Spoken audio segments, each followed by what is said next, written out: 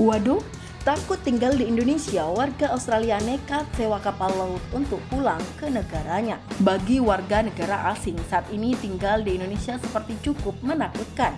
Mereka berlomba-lomba untuk meninggalkan Indonesia yang lagi diserang virus COVID-19 varian baru.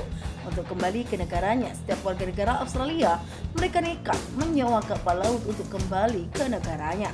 Operator pariwisata yang berbasis di Lombok, Brandon Noe, menerima banyak permintaan dari ekspatriat untuk memulangkan mereka ke Australia. Tarif kapal laut sebesar $3.500 per orang untuk perjalanan selama 60 jam dari Kupang ke Darwin. Perjalanan menggunakan kapal tradisional pinisi. Nuir yang sebelumnya bekerja sebagai penambang emas di Australia Barat ini sebelumnya mengatur penyewaan pesawat untuk ke Australia dengan harga tiket $10.600 per orang. Jumlah warga Australia yang terdampak di Indonesia diperkirakan mencapai ribuan orang. Saat ini mereka kesulitan kembali ke negaranya karena tak ada penerbangan langsung dari Indonesia sejak Januari lalu. Singapura juga melarang penerbangan transit dari Indonesia, sedangkan Australia sendiri sudah mengurangi hingga separuh kedatangan pesawat. Nuir pernah menyewakan kapal secara pribadi untuk warga Australia yang ingin pulang kampung pada tahun lalu.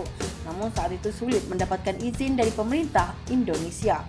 Namun kali ini dia mengaku sudah memiliki izin yang diperlukan untuk membawa warga Australia kembali ke negaranya.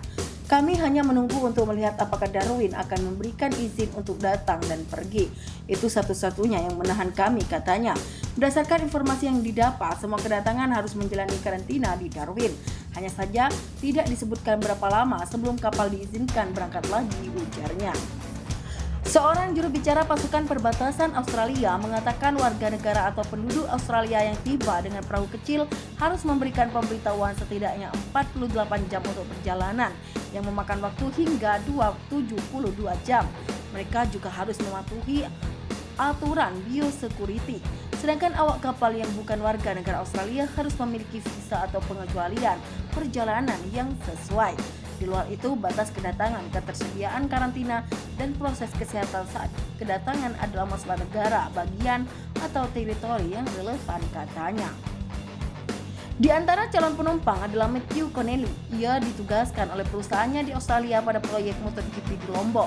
Connelly tak pernah membayangkan akan menempuh jalan berliku untuk kembali ke negaranya. Total kasus COVID-19 di Indonesia sudah melewati angka 1 juta lebih. Jumlah pasien yang membludak membuat rumah sakit kewalahan. Media Australia, ABC, juga memberikan sejumlah warganya yang terlantar di Bali. Pada ekspatriat pun terpaksa menyewa pesawat terbang dari Bali ke Perth dengan sangat mahal karena tak adanya penerbangan. Saat ini sekitar 100 warga Australia sudah mendaftar, namun hanya 25 orang yang bisa terbang dengan pesawat sewaan. Akibatnya harga tiket menjadi amat sangat mahal. Total kasus COVID-19 di Indonesia sudah melewati angka 1 juta lebih. Jumlah pasien yang membludak membuat rumah sakit kewalahan. Selain Australia, sejumlah ekspatriat sudah lebih dulu kembali ke negaranya. Warga negara Taiwan, Arab Saudi, dan Jepang ramai-ramai menyewa pesawat untuk pulang.